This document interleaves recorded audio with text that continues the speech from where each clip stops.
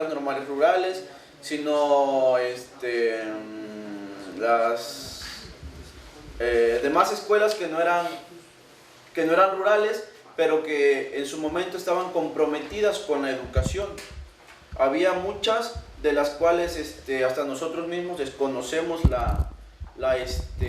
el número de normales que fueron creadas, pero por lo regular había entre 1 y 2 escuelas normales por cada estado de la República, y hasta el momento existen internados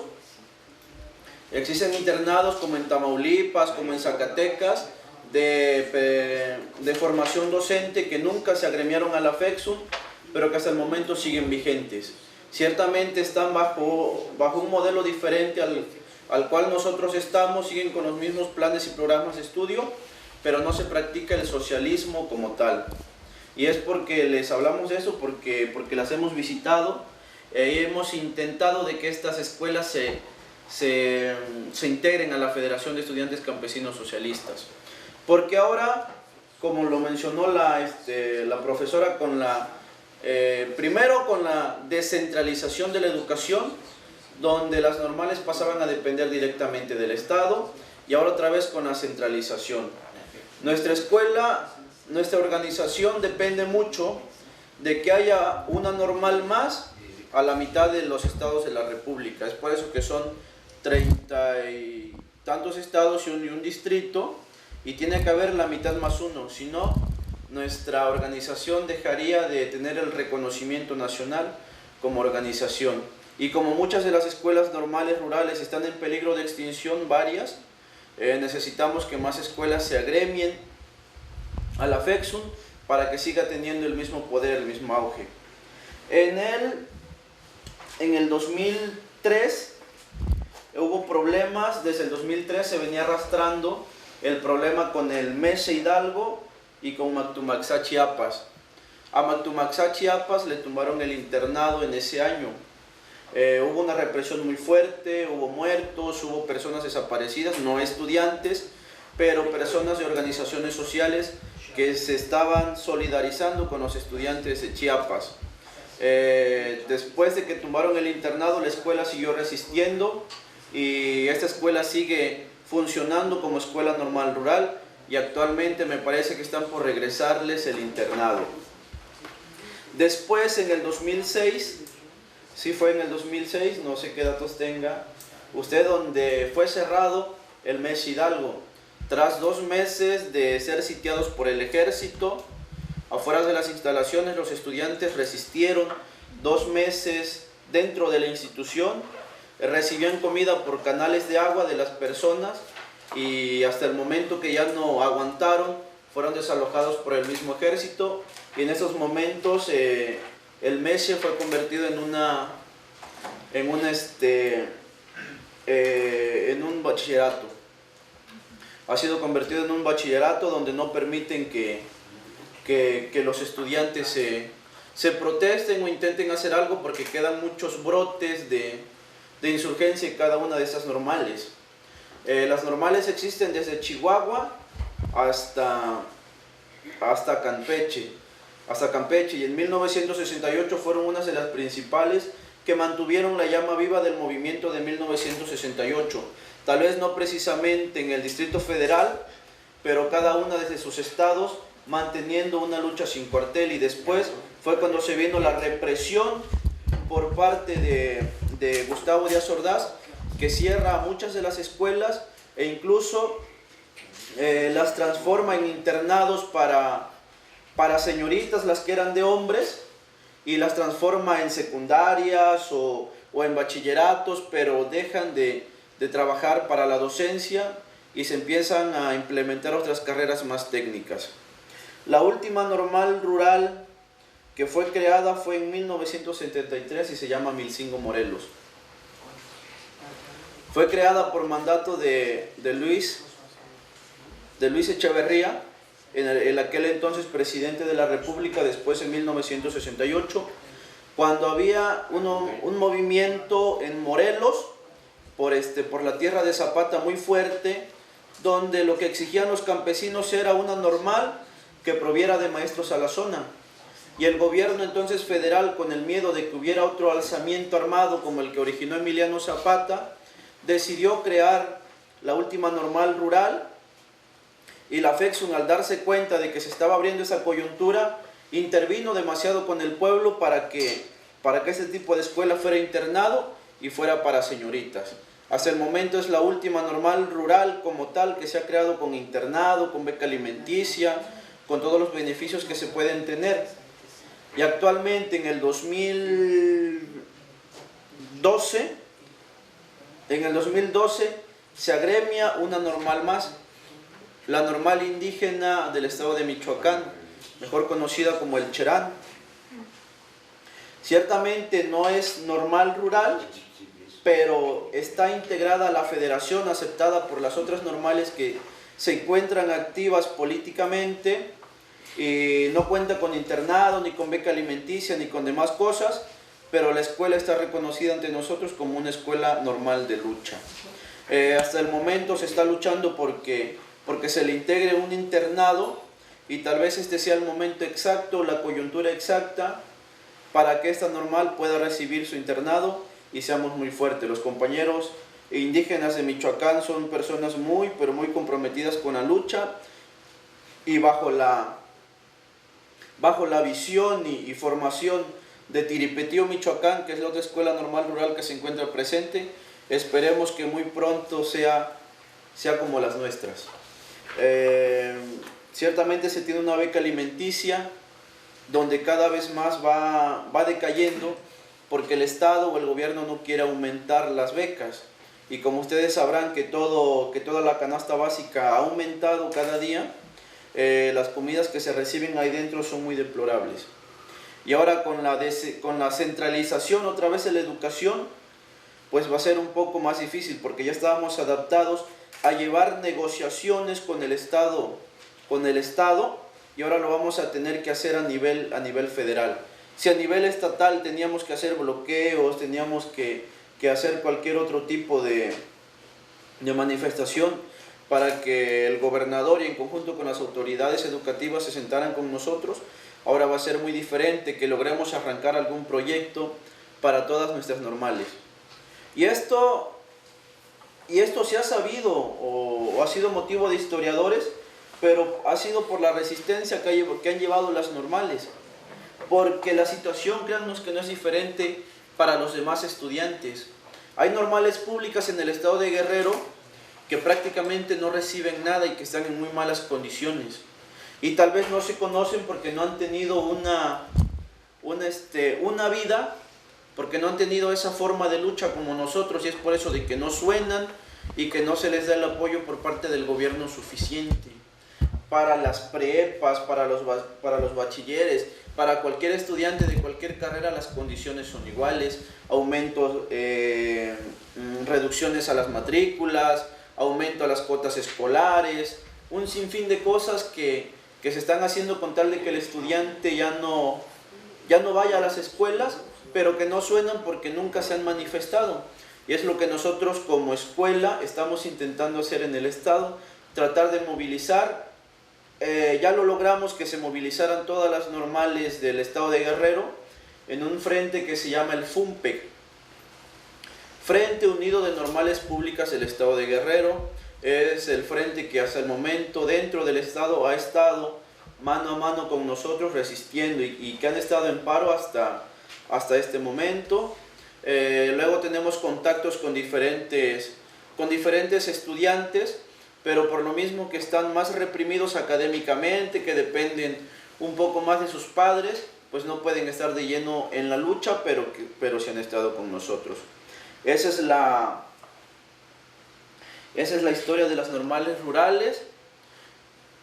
Los estudiantes de aquella época, al darse cuenta de que, o al poder tener esa visión a futuro de cómo los gobiernos en turno iban a atacar a la educación, y principalmente iban a atacar estas instituciones encargadas de formar docentes, se dieron cuenta que no se iba a resistir, que no se iba a poder aguantar cada embate de toda esta represión, y fue por eso de que decidieron formar a la FECSUN después de de que Lázaro Cárdenas ya no estuvo al mando para poder seguir previendo a todas las normales de lo que necesitábamos, los estudiantes entonces se dieron a la tarea de resistir por sí solos, y ha sido gracias a eso que nos hemos mantenido. Tenemos así como un proyecto como autogobierno o autosustento, donde nuestras escuelas no mandan ni los profesores, no mandan ni el director, no manda absolutamente ninguna autoridad educativa, más que dan clases y nosotros nos encargamos en gran parte de la formación de nuestra misma gente. Porque más allá de que los profesores verdaderamente te enseñen algo, pues simplemente es muy pobre la enseñanza que te dan, porque tenemos profesores que incluso nunca han pisado una primaria y solamente se han estado preparando y diciéndonos lo que dice tal libro, lo que dice tal autor, pero desgraciadamente al momento no tiene nada que ver con lo que es ir a una primaria e impartir clases. Y es por eso que nosotros mismos nos encargamos de la formación de nuestros compañeros, tanto como en educación, tanto políticamente.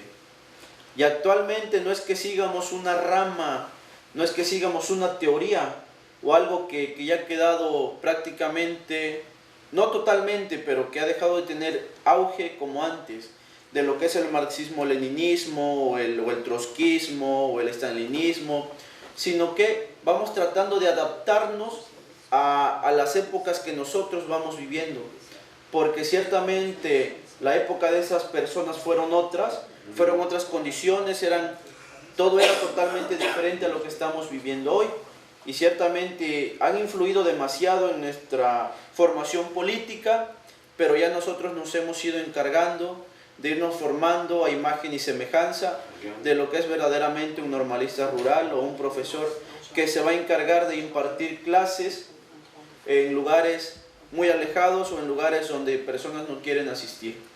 Y esa es nuestra historia, así hemos resistido, y como última cosa nada más que para nosotros ya no era sorprendente o ya no era ¿cómo se les puede decir? Que para nosotros ya era cotidiano que la policía intentara golpearnos ya. Era muy normal que nos encontráramos con militares, con federales, con municipales, con estatales, y que intentaran golpearnos. Nada más era eso, y nosotros simplemente seguíamos resistiendo y exigiendo lo que por derecho nos corresponde, la gratuidad de la educación y todo lo que estaba estipulado para nosotros como normales rurales.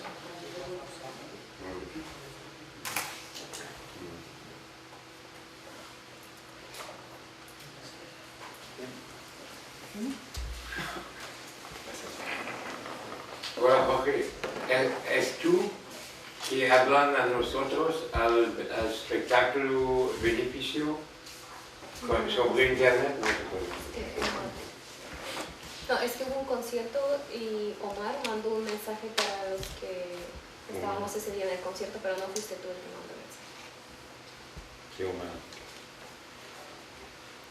Yo no había participado hasta en esta caravana. Okay.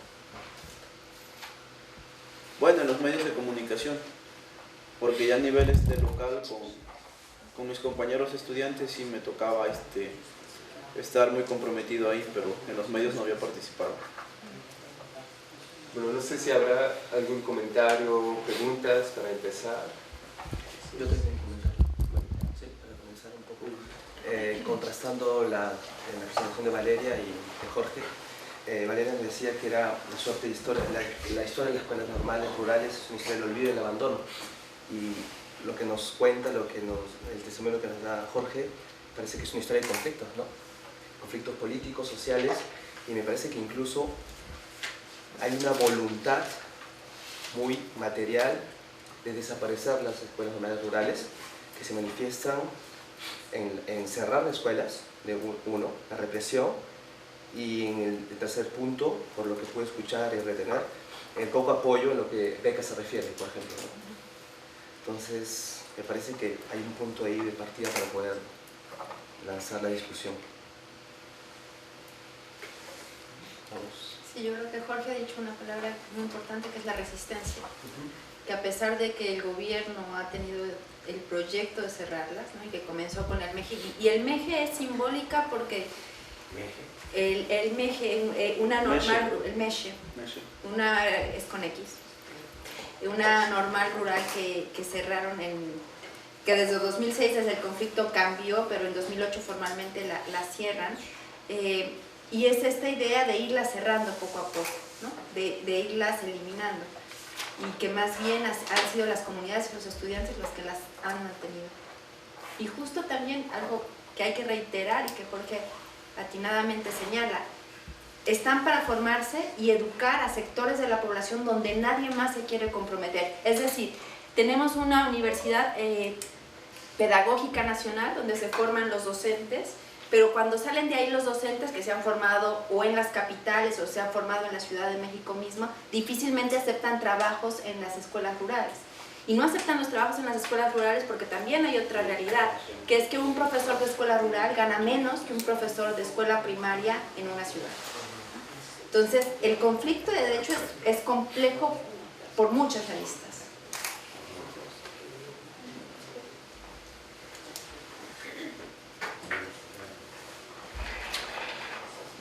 E incluso a nosotros en ningún momento nos molesta o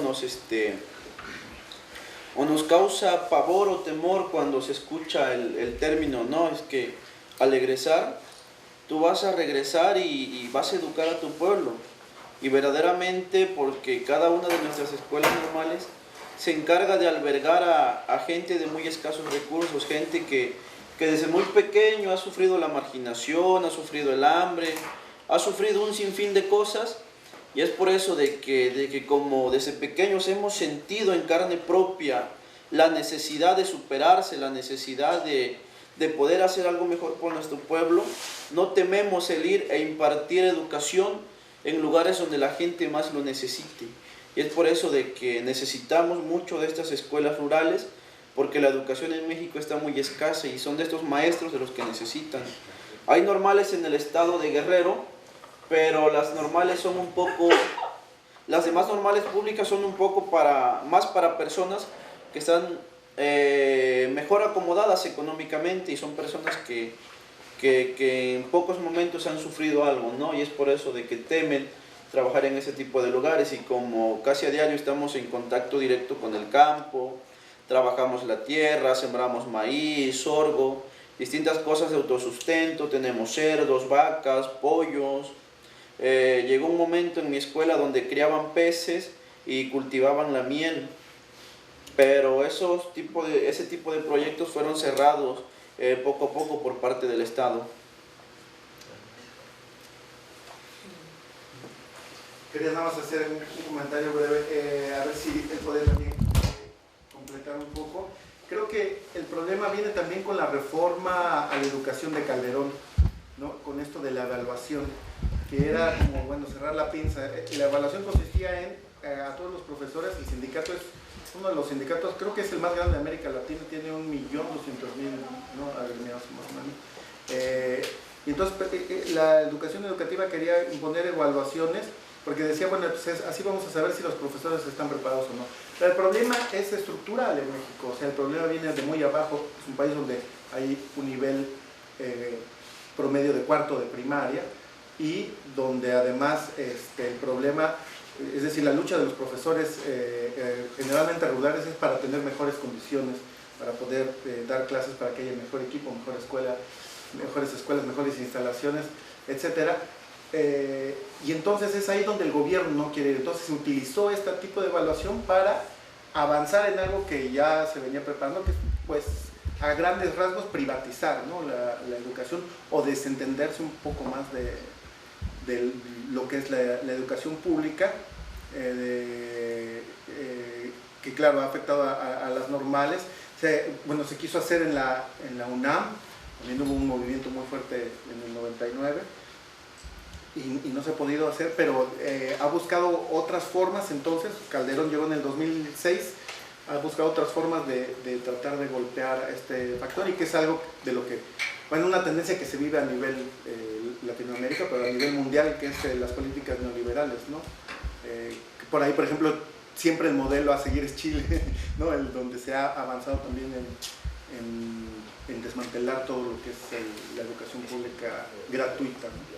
Y obviamente de calidad, porque pues, el chiste es quitarle calidad. Un poco aquí como lo que pasa con el sistema de salud y todo, es que no es de calidad porque es público, no. Es que lo que pasa es que ustedes les dan a ganar a las manos privadas y es un pretexto para privatizar, ¿no? Un poco pero si nos puede comentar un poco de la reforma esta, ¿cómo les afectó? Pues, viéndolo desde cualquier punto, desde cualquier perspectiva, todo está pensado psicológica, económica y políticamente, pues a cada metro, cada centímetro, ¿no? Porque con esto intentan exterminar al luchador social mucho antes de que se dé cuenta de que la lucha es para todos y por todo. Es entonces donde comienzan a poner un montón de trabas mediante la evaluación con el INE, el quitar las plazas, el reducir sueldos, el disminuir matrículas en todo este tipo de escuelas, ¿no? Que se encarga de repartir profesores y al mismo tiempo luchadores sociales. Es a lo que le va tirando, porque si en México históricamente se ha venido caracterizando por la lucha social, porque tal vez ya sea por resentimientos anteriores o por cualquier otra razón, el mexicano es muy aguerrido desde la conquista de los españoles, que nos tuvieron con el yugo. Desde entonces, desde cuando lograron quitárselo, ya no se han dejado que lo vuelvan a dominar otra vez, y es lo que quieren hacer. Si quitas a las escuelas, tienes a gente ignorante, tienes a gente que no va a protestar, gente que va a hacer todo lo que tú le digas porque siempre ha sido ignorante, y es lo que quiere hacer con todo este tipo de reformas. Y si para los estudiantes la carrera de la docencia no es atractiva, pues simplemente las escuelas normales rurales no tienen razón de ser, o cualquier otra escuela normal. Porque la misión y visión de cada una de las escuelas formadoras de docentes es efectivamente esa: formar docentes que puedan servir a la comunidad. Pero todo ese tipo de cosas, las reformas han sido pensadas de tal manera de poder terminar con algo, e incluso antes de que llegue a nacer, intentan tapar la lucha social por todos lados. Y qué mejor esta. En México, el maestro, y principalmente Guerrero, por ejemplo en estados como Chiapas, Oaxaca, Guerrero y Michoacán, ha sido el maestro el que ha levantado la lucha social. Y se han dado cuenta, si hacemos que la carrera de docencia no sea atractiva, si no les damos plazas, si les quitamos sueldos, si les quitamos derechos laborales, si les reducimos matrículas, si aumentamos cuotas escolares, si terminamos con las escuelas normales, pues simplemente esto va a seguir sucediendo.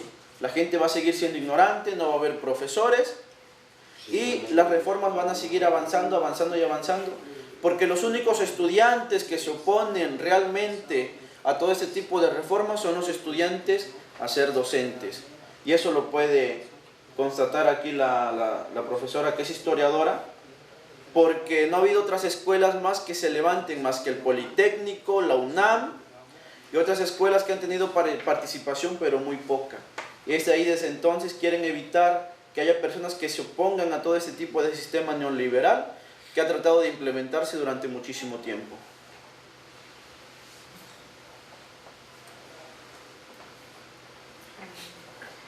Yo tengo una pregunta por lo que está pasando a nivel del mundo social, político, rural. ¿Qué está pasando? Bueno, yo soy chilena. Y la muerte de las escuelas rurales en Chile tiene todo que ver con lo que está pasando con las políticas neoliberales en torno al mundo campesino indígena.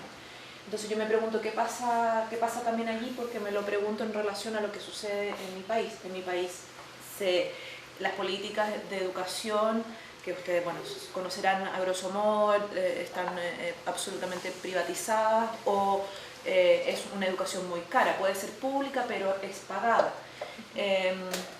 Entonces la educación rural, que antes tuvo una fuerza, en Chile no existieron en algún momento las escuelas normales rurales también, pero estas terminaron durante la dictadura.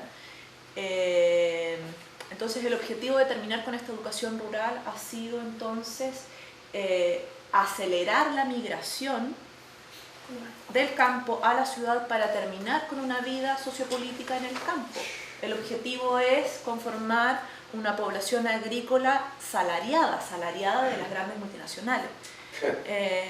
Y eso está siendo hoy una realidad. Hay lugares, yo provengo y yo trabajo en una región donde en muchos lugares la familia completa tiene que partir con los niños porque no tienen escuelas o porque tienen que ir a trabajar a otras zonas para poder mantener. Entonces el campo está siendo un lugar de dormitorio, de vacaciones, pero no de una vida económica, social, política. Eso se está no del todo destruida, porque hay muchas comunidades indígenas sobre todo que están en resistencia, pero hay otras donde están absolutamente socavadas. Entonces yo me pregunto si está ocurriendo similarmente algo allá. Hay una presión del poder económico por terminar con la vida campesina. ¿Qué tanta resistencia hay? ¿Cuánto de esto tiene que ver con el fin de las escuelas rurales que se ha intencionado? Pues efectivamente el exterminio de las normales, y digo normales porque bien o mal también son personas que se han encargado de impartir educación, pero específicamente con las normales rurales, porque como lo ha dicho, yo vengo de un lugar que es rural, es un lugar pequeño, donde los estudiantes no pueden tener acceso a la educación, y muchos de las personas que han podido sobresalir de este tipo de pueblos como del que vengo yo, son personas que se ven obligadas a buscar educación en las grandes ciudades, porque en los pequeños municipios nada más puede llegar a haber hasta preparatoria, pero el detalle es que cada semestre tienes que pagar una cuota, y aparte si eres de un pueblo muy alejado que me refiero en el término de que tengas que viajar, te tienes que pagar pasaje, tienes que pagar comida, tienes que pagar libros, un sinfín de cosas, un sinfín de trabas que te va poniendo el sistema para que tú puedas, para que dejes de seguir estudiando o te tengas que mudar a vivir a la ciudad. Y lo que dice ella tiene mucha razón. Y muchas de esas personas profesionistas que se lograron salir o que tienen ya otro tipo de vida, llegan a las ciudades, toman una carrera, se establecen y ya el campo solamente lo van dejando para ir de vacaciones. Y los demás jóvenes, las personas que se quedan todavía en este retraso educativo, como ya no tienen oportunidad de superarse, pues encuentran salida o alivio en, por ejemplo, venirse de migrante a Estados Unidos a trabajar o a cualquiera de estos lugares, ¿no? dejando atrás una vida. Los jóvenes encuentran refugio en el sexo, en las drogas, en el alcohol, y toda su vida se la pasan trabajando como burros en el campo, y es para eso. Y eso es lo que va obligando cada vez más a que vaya habiendo pobreza, a que las personas en los pueblos se vaya autodestruyendo, porque se está autodestruyendo el campo. Se está talando, se están dañando los ríos, se están dañando las tierras, y aparte lo están aprovechando porque México es un país muy rico en metales, y si encontramos a toda esta sociedad en los pueblos ignorantes, pues también las empresas van a llegar a meterse, y es así como está siendo pensada la sociedad estructuralmente en México, donde los profesionistas solamente vivan en la ciudad y donde la gente pobre en los pueblos se quede totalmente ignorante. Y como están terminando con ese tipo de educación rural, la gente solamente se quiere quedar en las ciudades y no quiere llegar al campo a trabajar, a impartir lo que sabía, y es así como se va olvidando, o como vamos olvidando nuestras raíces y vamos dándole apertura a una cultura extranjera, que es lo que están haciendo en México ahorita. Yo tendría que agregar que como bien señalas, hay una íntima relación entre ese proyecto general de abandono del campo y el abandono del agro, de la agricultura y del apoyo a la agricultura en México ha sido una realidad que desde la década desde finales de los 70s, 80s hasta nuestros días ha sido una realidad. De los casos, de los estudios que conozco y que he leído concretamente, que es los productores cafetaleros en la región de Hidalgo, Veracruz, para que se den una idea, una familia de campesinos que se dedica a producir el café gana en promedio $192 al año. Entonces, es fuerte, o sea, y el gobierno lo que ha hecho, por ejemplo, es crear proyectos que en lugar de apoyar a los campesinos que tengan su propia parcela, los proyectos del gobierno llegan solamente a empresas medianas o grandes. Y quienes más se ven beneficiados son a los que se conoce como coyotes, es decir, aquellas personas que pueden tener, que tienen el transporte y que pueden ir al campo, comprar el limón o la cosecha y transportarlo a otro lugar donde va a haber una plusvalía por el producto, ¿no? Es decir, el campesino de todas sigue ganando solamente lo poco que produce.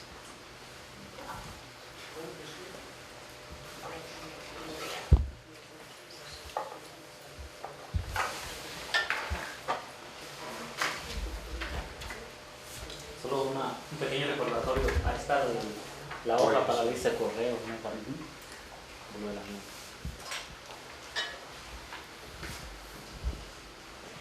Ya hacen circular.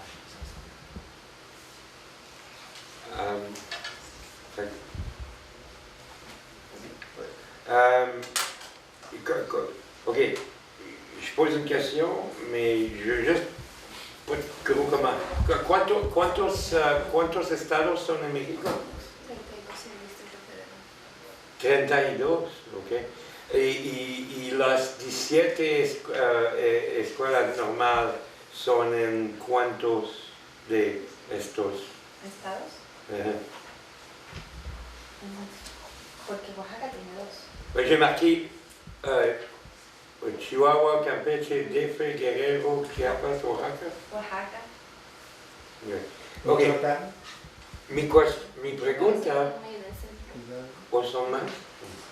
Y mi pregunta, yo comprendo que en Chiapas la resistencia es pacífica, cuando mismo con armas, ¿no?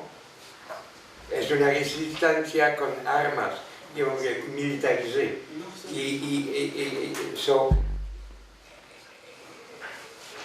Defiende su territorio. Y son otras escuelas que defienden sus lugares, sus escuelas de manera con armas. La situación con Chiapas se complejiza porque además es una región altamente indígena. Entonces el movimiento zapatista de liberación nacional de 1994, que se levanta en armas, no solo es una cuestión de desigualdad y pobreza, sino también de identidad indígena, ¿no? Entonces por eso esto... ¿Y no es otras partes? Y ahí es muy... no, yo creo que es de las partes donde más... Hay grupos indígenas en otras partes del país, pero que no han logrado crear la forma de resistencia como se logró en Chiapas, y que el gobierno después lo que ha hecho es generar políticas en donde se supone ha apoyado al campo en Chiapas o apoyado, pero que en realidad no han dado resultados, ¿no? Es una gran resistencia en Oaxaca también, ¿no? Oaxaca lo que tiene es que además es un autogobierno, es decir, ahí las comunidades están más organizadas en cada comunidad. Ajá. Y Ayotzinapa es en Guerrero. Ayotzinapa es en Guerrero. Un estado mucho más agrícola.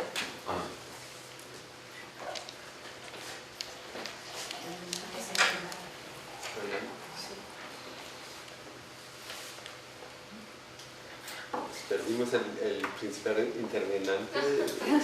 Fue al baño. Sí, fue al baño. Propongo que tomamos una pausa, ¿no? se puede descansarse. Ahí aquí también, eso no es esto. ¿Quieres explicar un poco el propósito de eso? A ver,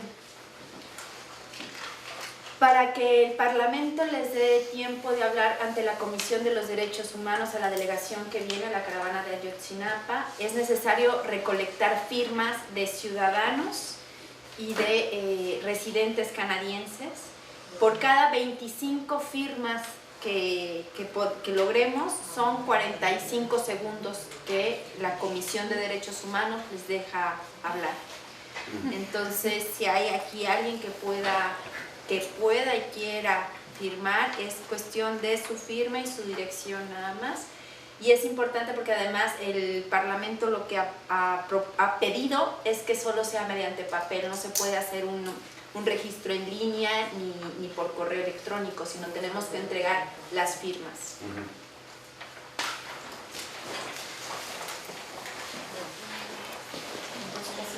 Sí, una